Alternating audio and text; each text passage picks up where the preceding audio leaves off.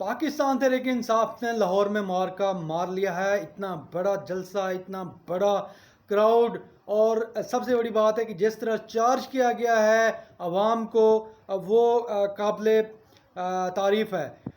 کے پی کے، پنجاب اور بہت سے دوسرے علاقوں سے لوگ یہاں پر پہنچے، اور یہ بلا شبہ بہت بڑا جلسہ تھا. سب سے بڑی بات یہ ہے کہ جو تحریک انصاف کے دوست چاہتے ہیں کہ ایک دو جلسوں کے اندر ہی بازی پلٹ جائے، تو ایسی بات نہیں ہوتی. اس کے لیے وقت درکار ہوتا ہے، اور پاکستان تحریک انصاف کو تو ایک کارنر میٹنگ بھی نہیں کرنے دی جا رہی تھی، اور اب وہ اتنے بڑے بڑے جلسے اسلام آباد میں کیا، لاہور میں اب جلسہ کیا.